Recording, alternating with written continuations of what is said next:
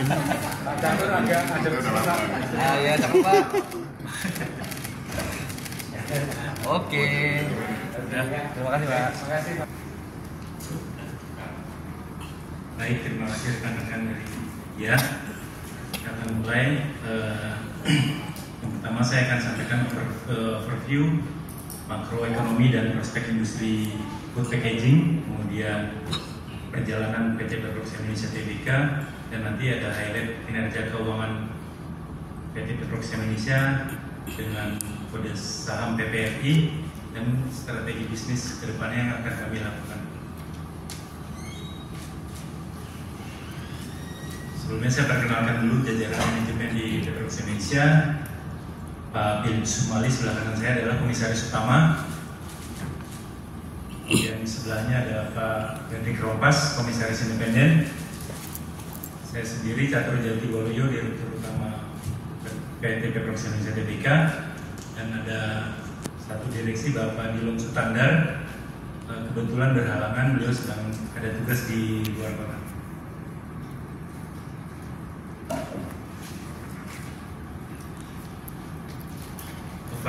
Overview makroekonomi dan prospek industri food packaging. Berdasarkan data Badan Pusat Statistik Indonesia, ekonomi Indonesia pada tahun 2024 tumbuh sebesar 5,03% secara tahunan. Angka ini sedikit lebih rendah dibandingkan pertumbuhan tahun 2023 sebesar 5,05% dan di bawah target pemerintah sebesar 5,2%. Sektor makanan dan minuman menunjukkan pertumbuhan yang sangat baik, yaitu sebesar 5,82%, mampu melampaui pertumbuhan ekonomi Indonesia secara umum. Untuk prospek industri food packaging sendiri, Kementerian Perindustrian mencatat bahwa pasca COVID-19, industri makanan dan minuman tumbuh sebesar 5,82% pada triwulan keempat tahun 2024. Pertumbuhan tersebut di atas pertumbuhan PDB industri pengolahan non-migas yang juga tumbuh sebesar 4,84% dan PDB nasional sebesar 5,02%. Gabungan Pengusaha Makanan dan Minuman Indonesia atau GAPMMI memperkirakan pertumbuhan industri makan dan minum domestik bisa tumbuh 6% dan untuk tahun 6% untuk tahun 2025, yang berarti ada kenaikan sebesar 0,5% sampai 1% dari tahun sebelumnya. Untuk industri kemasan makanan akan terus berkembang. Tantangan utama dalam industri ini adalah biaya produksi, inovasi teknologi, serta perubahan konsumsi konsumen.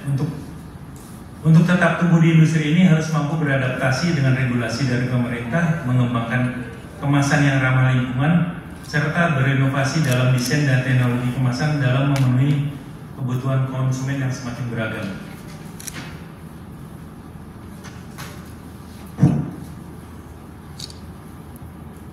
Sekilas perjalanan dari PT Petrox Indonesia Tbk. PT Petrox Indonesia Tbk didirikan pada tahun 2011, di mana awal berdiri kami berkantor di Wisma Aldiron di dekat sini. Kemudian di tahun 2012 kami mulai memasok ke beberapa restoran cepat saji, salah satunya Burger King Indonesia, dan di 2013 mulai memasok ke KFC, Nestle, dan restoran INW. Di tahun 2014 perseroan membuka sales office di Surabaya. Kemudian di tahun 2017 kami membangun dan menempati gudang baru di Cikarang, di mana sebelumnya gudang distribusi yang kami tempati itu udah gudang sewa. Tetapi di tahun 2017 kita sudah membeli lahan sendiri dan membangunnya. Di tahun 2019 PT Petrox Indonesia dari Wisma Aldiron pindah ke Cibubur, tepatnya di Cibubur Times Square, itu juga ruko kantor sendiri. Dan di tahun 2022 kami mendapat sertifikat ISO 22000. Di bulan Agustus tahun 2023, perseroan melantai di Bursa Efek Indonesia melalui IPO.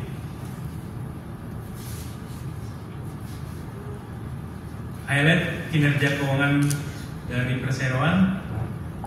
Untuk penjualan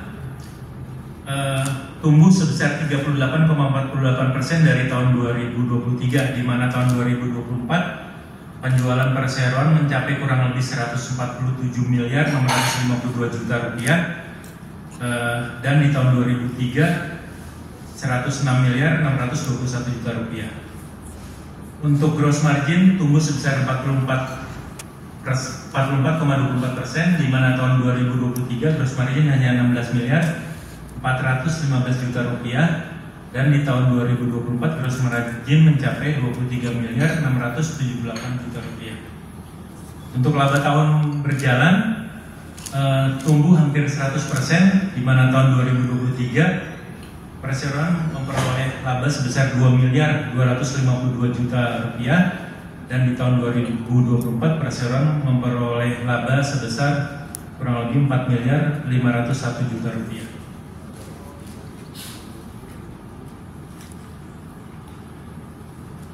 Untuk highlight kinerja keuangan perseroan di triwulan pertama tahun 2025, untuk penjualan tumbuh sebesar 4,18% dibanding triwulan yang sama tahun sebelumnya, di mana tahun 2024 triwulan pertama penjualan perseroan mencapai kurang lebih 40 miliar 499 juta rupiah, dan di tahun 2025 penjualan perseroan mencapai 42 miliar 191 juta rupiah.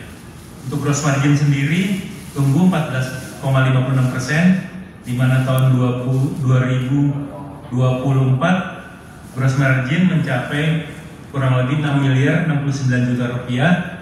Di tahun 2025 gross margin mencapai 6 miliar 953 juta rupiah. Laba tahun berjalan tumbuh sebesar 14,5%, di mana di triwulan pertama tahun 2024 laba tahun berjalan sebesar kurang lebih 1 miliar 28 juta rupiah, dan di triwulan tahun 2025 triwulan pertama sebesar 1 miliar 177 juta rupiah.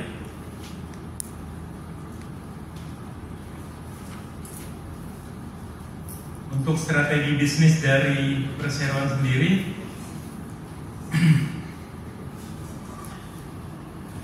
total penjualan pada triwulan keempat 2024 adalah sebesar 147 miliar, mengalami peningkatan sebesar 38,48%. Bagaimana tadi saya sudah sampaikan, jika dibandingkan pada triwulan keempat tahun 2023 sebesar 106 miliar rupiah. Salah satu strategi penjualan yang dilakukan perseroan adalah untuk meningkatkan penjualan di tahun 2024, yaitu dengan lebih agresif dalam menambah atau merambah pasar-pasar baru.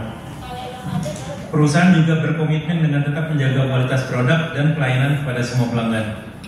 Pertumbuhan perseroan meningkat karena penjualan brand lokal yang tumbuh. Pada tahun 2025, perseroan optimis penjualan year on year akan mengalami pertumbuhan posisi di tengah-tengah tantangan global yang terus bergejolak. Terima kasih. Sekilas tentang strategi dan kinerja perusahaan. Untuk itu, bila mana ada pertanyaan dari rekan-rekan media, saya persilakan. Saya akan menjawab satu-satu dulu ya. Tadi yang nomor 1 tentang kenaikan penjualan dan laba, itu adalah imbas dari strategi perusahaan, di mana kita semua tahu waktu COVID itu nggak ada perusahaan di Indonesia yang tumbuh ya, termasuk dari perseroan sendiri itu juga turun drastis salesnya karena imbas dari banyaknya restoran atau mal-mal yang tutup selama pandemi. Pada masa itu perseroan memang majority customernya ya boleh dibilang 80-90% itu di global brand, dari merek-merek luar seperti KFC, Pizza Hut, Marugame, Huawei. Nah itu mereka semua ada di mall. Jadi begitu pandemi mallnya tutup, otomatis mereka nggak jualan dan imbasnya ke salesnya Peprox juga turun. Nah di tahun 2023 manajemen mulai putar otak nih, karena kalau tergantung dengan satu segmen pasar kita akan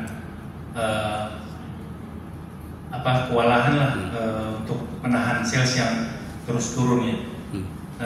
Pada saat itu kita belum kepikiran adanya boykot, kan nggak ada isu waktu itu kan.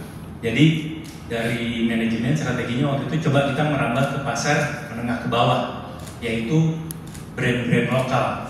Karena banyak di Indonesia, di hampir setiap provinsi itu ada tuh brand-brand lokal yang memang jualannya hanya di provinsi tersebut aja. Dan strategi itu yang kita jalankan ternyata cukup berhasil. Jadi beberapa brand-brand yang lokal yang tadinya kita nggak sentuh ya, itu berhasil kita masuk ke segmen sana. Itu berimbas luar biasa untuk menggantikan penjualan yang dari global brand menurun. Kalau sekarang isunya bukannya pandemi lagi, karena boykot isu baru lagi. Jadi cukup menggantikan lah, terbantu dengan brand-brand lokal. Kemudian dari dividen, poin kedua tadi, dari hasil kinerja tahun 2024 tadi sudah disampaikan di RUPS bahwa kami akan membagikan dividen sebesar Rp1,05 per lembar saham. Ini untuk pertama kali dari pertama kami masuk di bursa tahun 2023. Ini pertama kalinya, walaupun belum besar ya, tapi patut disyukuri ya, karena tadi effort kerja yang luar biasa di tahun 2024 tadi. Kemudian di poin ketiga mengenai belanja modal.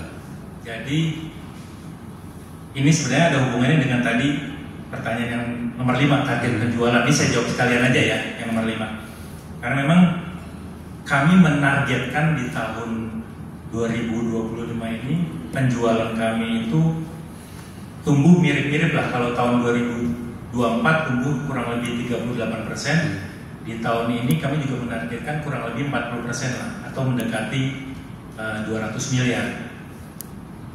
Berat nggak ya? Berat sih, terus terang agak berat. Cuman kita memang punya strategi yang perlu kita coba ya. Kalau dilihat hasil yang triwulan pertama tadi kan pertumbuhan hanya kurang lebih 4% ya, pertumbuhan penjualan. 4%. Kalau dibilang berat, makanya kita sekarang juga lagi pikir nih. Sementara kita proyeksi 200 miliar kan kita sudah publish. Mau nggak mau kita harus coba mendekati, kita capai. Caranya yaitu di tahun ini sesuai rencana sebelumnya bukan karena rencana dadakan. Jadi sebelum pada saat awal kami melantai di bursa, kami juga sudah memberikan proyeksi ke bursa bahwa kita akan ada sales office atau kantor penjualan di Surabaya, juga gudang distribusi di Surabaya. Tujuannya untuk membantu mempercepat dan mempersingkat jarak kirim dari gudang kami ke customer, karena di Surabaya itu banyak handle customer yang luar pulau seperti Kalimantan, Sulawesi, Bali, Nusa Tenggara. Jadi kami berencana di tahun ini itu akan buka sales office di Surabaya berikut gudang distribusi. Kalau untuk di Jakarta sendiri, di Jabodetabek, kami saat ini juga sedang membangun gudang baru, sudah hampir selesai, estimasi nanti bulan Juli lah bisa digunakan. Itu juga perlu pendukung tambahan gudang baru, karena kalau kita lompatan salesnya aja mau 40% tapi nggak disupport oleh finished goods stock yang baik ya, itu pasti nggak akan tercapai. Nah, untuk itu kita dari sekarang sudah siapkan itu sih semua untuk menyiapkan penyimpanan barangnya. Kemudian tadi yang 35 tadi sudah saya gabung. Yang nomor 4 profit dari makan gratis ya. Itu di awal iya, tapi sekarang terus terang nggak terlalu berimbas ke perseroan, karena banyak catering yang menggunakan packaging plastik ya, yang kita nggak bikin. Waktu awal ya ada beberapa kertas kita sempat suplai untuk area bukan Jabodetabek tapi area Bekasi ya, karena base kita kan ada di Bekasi, sempat di awal-awal. Tapi ternyata mereka lebih beralih ke plastik karena memang plastik kan lebih murah ya, base material lebih murah daripada kertas. Dan ada beberapa catering yang menggunakan seperti di pabrik pakai stainless steel supaya bisa dicuci ulang, atau plastik yang rigid ya, yang itu juga bisa dicuci ulang seperti untuk pabrik-pabrik. Memang kalau untuk jangka panjang buat catering itu lebih murah karena dia hanya membeli packagingnya atau tempat makan itu di awal, setelahnya dia hanya cuci-cuci aja. Dari saya itu aja Pak Suprianto. Pak sudah menjawab? Terima kasih. Mungkin dari rekan-rekan yang lain ada? Ya, coba jawab satu-satu Pak ya. Tadi mengenai dividen, capex, kemudian apa yang ketiga Pak?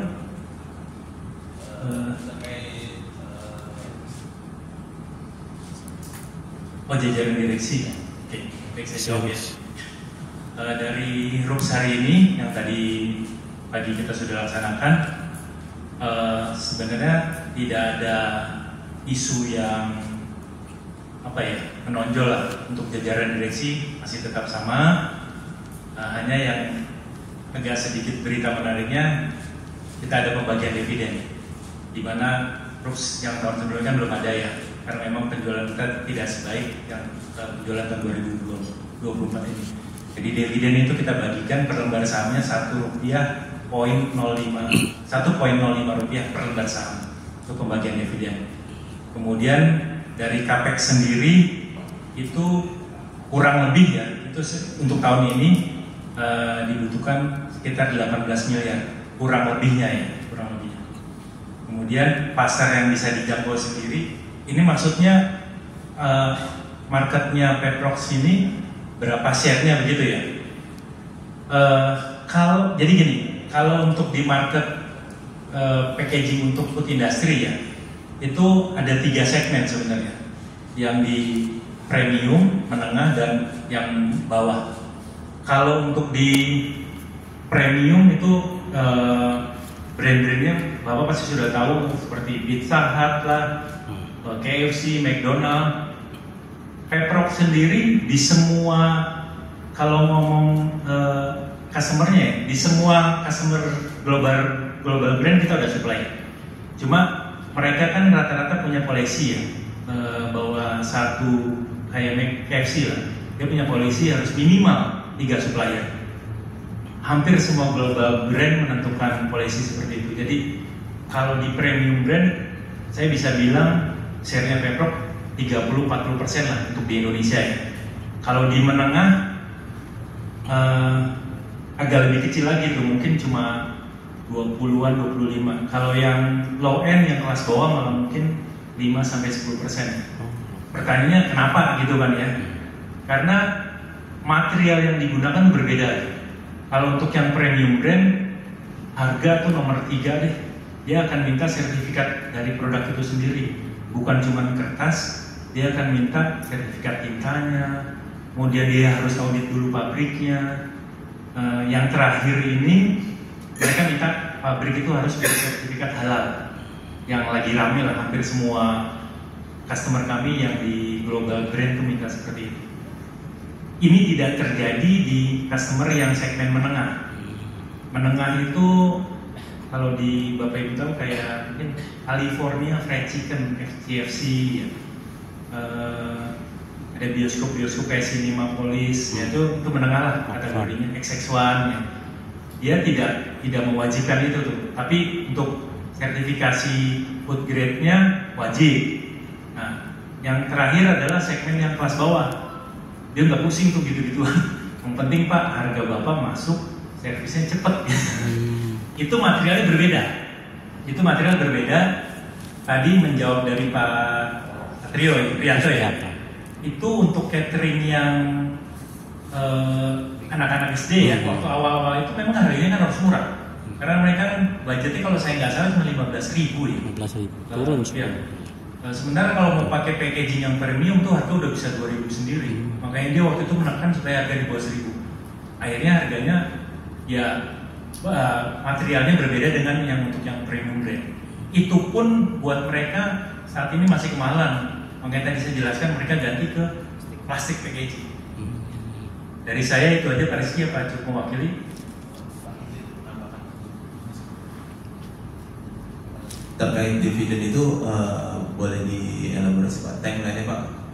dividennya, tanggal next dividennya. Jadi diestimasikan itu kita di akhir Juni akan kita bagikan. Di akhir bulan Juni kita kan setelah RUK sini kita lapor ke bursa dan ke KCI, di mana untuk pembayaran dividen kami akan selambat-lambat itu di akhir Juni kami akan lakukan. Nambahin sedikit Pak, tadi kan disebutkan bahwa nilai capex-nya sendiri tahun ini 18 miliar ya Pak? Kurang lebih. Boleh Pak, sumber pendanaannya sendiri dari kas internal kah atau akan mencari pendanaan dari perbankan atau seperti apa Pak? Sebagian besar dari kas internal ya. Sebagian besar dari kas internal, dan ini kami berencana, kami kan punya ada deposito perusahaan, itu mau tidak mau memang harus kita cairkan. Yang tadinya kan kita simpan ya setelah kita melantai di bursa tuh, tapi mau tidak mau memang tahun ini harus kita cairkan untuk support capex tadi. Terima kasih. Baik Pak Supriyanto, saya coba jawab. Yang pertama CSR. Di perseroan memang setiap tahun kita punya planning ya, itu harus melakukan CSR. Di tahun kemarin itu Bud bisa dibantu, ada slide kan Ciliwung nggak ya? Mungkin biarkan ke media lihat. Jadi tahun lalu kami ada CSR. Poinnya adalah gini, CSR itu yang harus kita lakukan di sekitar dulu nih. Kita nggak mau jauh-jauh, mau ke Surabaya, ke Jogja enggak.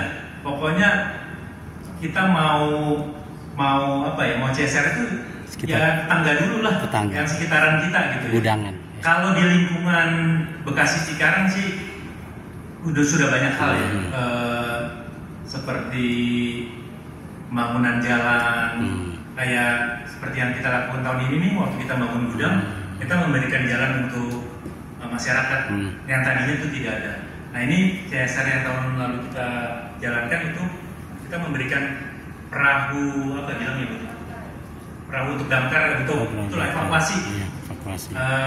Di Ciliwung di Depok ini ada penggiat memang suka diminta bantu oleh pemerintah kalau ada evakuasi banjir lah atau apa, itu mereka lembaga nirlaba ya, memang orang-orang yang tujuannya gak nyari uang di sana. Kita kasih perahu karet ini Pak, ada 2 unit ya, kita kasih ke mereka. Jadi nah ini dia kegiatan kami. Setiap tahun kita akan melakukan ini. Cuma karena ini di awal-awal, saya sampaikan ke tim saya, jangan yang jauh-jauh dulu. Kita harus maksimalkan lingkungan yang terdekat aja dulu. Ini kenapa di Depok? Kan Pemprov ada di Bekasi ya. Kenapa di Depok? Boleh dibilang 50% karyawannya Pemprov karyawan Pemprov yang jadi sales office warga Depok. Makanya mereka yang bersuara tuh ya udah buat orang Depok gitu kan. Karena kalau yang di Bekasi kita sudah melakukan kegiatan di sekitar gudang. Ya.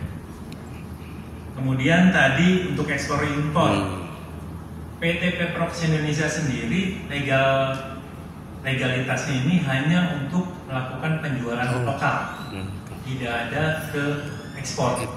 Untuk ekspor kami kan ada induk perusahaan namanya PT Gelopak Indonesia, mereka yang melakukan.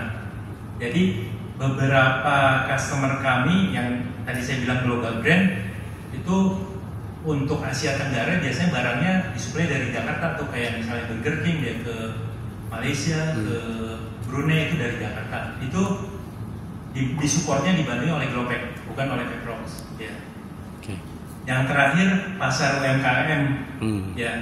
Jadi yang kami maksud pasar UMKM ini, kita bukan masuk langsung ke end usernya, bukan masuk ke restorannya atau ke cateringnya. Karena kalau di UMKM itu mungkin quantity ordernya nggak terlalu banyak, tapi kafenya, restonya banyak banget ada di mana-mana. Kita menunjuknya ke distributor. Jadi di setiap, ya contoh yang udah kita lakukan, yang di Jakarta kita ada 2, di Bandung ada 1, di Surabaya ada 3, tapi yang aktif baru cuma 1, di Medan ada 1, di hampir semua kota besar kita lagi giat untuk cari distributor ini. Karena mereka yang tahu tuh wilayah-wilayah yang kafenya banyak di mana sih, dan juga tidak perlu memerlukan effort yang ekstra dari tim Peprox. Kita juga cukup menunjuk ke satu distributor biar dia yang menyebarkan produk-produk. Itu aja Pak. Ada lagi dari rekan-rekan yang lain? Saya Rama dari Bisnis Indonesia. Rama. Menyambung yang tadi aja Pak sedikit terkait dividen, mungkin secara total dari 1,05 rupiah itu berapa besarannya, dan mungkin bisa dijelaskan itu berapa persen dari laba yang dapatkan perseroan. Kemudian terkait capex tadi Pak, yang 18 miliar itu kan rencananya ada pembangunan gudang dan sales office di Surabaya. Ada rencana pembangunan lain kan di 2025, dan apakah capex nilai 18 miliar itu nantinya bakal difokuskan sebagian besar untuk pembangunan di gudang di Surabaya dan sales office di sana? Mungkin sekian aja Pak, terima kasih.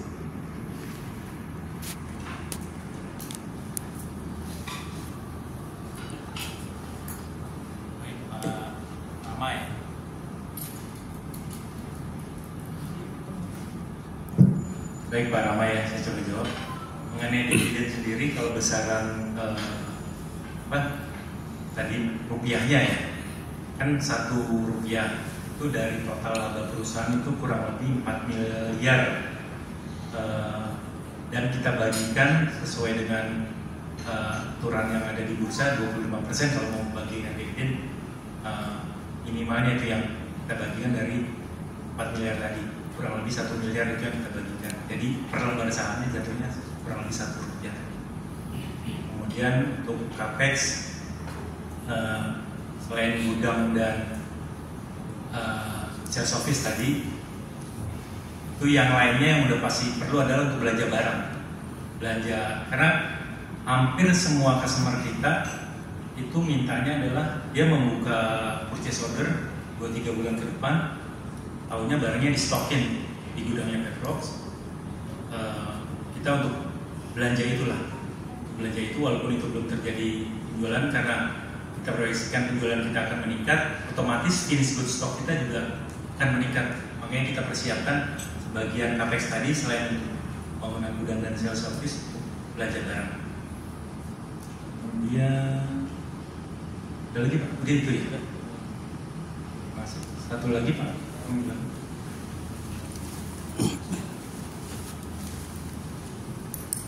Ya, terima kasih Pak Generasi Jajaran.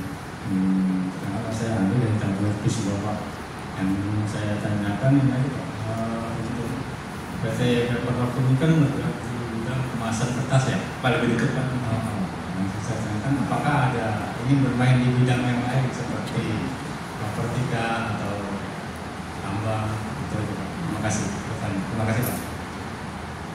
Oke, Pak Anggi tadi. Jadi betul, Peprox Indonesia ini lebih di paper packaging. Fokusnya sebenarnya kami di paper packaging untuk industri makanan. Kalau pertanyaannya apakah ada merambah yang lain di luar kertas, kita sudah melakukan, iya, tapi masih di industri makanan. Contohnya botol plastik. Kami nggak membuat, kami beli dari pabrikan, kita melakukan kerjasama. Beberapa packaging plastik kita melakukan kerjasama itu, dan customer kita juga notice, mereka juga tahu bahwa main bisnis kita ini di paper, karena dia pakai plastik packaging, dia minta coba deh Pak sekalian gitu kan sama tim kami. Salah satunya kalau Bapak Ibu tahu, kalau suka beli kopi di Indomaret Point yang kopi dingin tuh, botol plastik, kami adalah supplier utama, bukan supplier satu-satunya, supplier utama untuk botol plastik tersebut di Indomaret Point.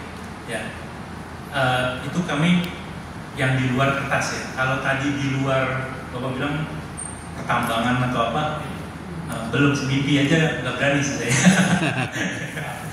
Jadi kita lebih fokus di industri makanan, kan di makanan sendiri luas sekali, dan boleh dibilang ya selama kami melayani dengan baik ya, ini asumsi tidak ada isu ekonomi ya, nggak ada gejolak. Selama perusahaan melayani dengan baik ke semua customer kita, karena Bapak Ibu tahu, contoh kami melayani ke KFC, melayani ke Pizza Hut, itu selama ekonomi Indonesia baik-baik aja, masih salesnya akan tumbuh. Karena apa? Customer kita itu tiap tahun tambah store. Indomaret Point ya, yang saya dengar tahun lalu Indomaret sendiri store-nya seluruh Indonesia hampir 24.000. Yang poinnya itu 2.500-an. Nah, yang botol tadi itu kami split ke 2.500 store Indomaret tadi. Selama kami tidak ada isu harga yang menaikkan yang luar biasa, nggak ada isu supply, nggak ada isu kualitas, mereka masih percaya akan perseroan dan store-nya mereka nambah, salesnya kita masih nambah. Itu berlaku di hampir semua customer-nya Peprox seperti itu. Ya, terima kasih. Ada lagi? Terima kasih Pak.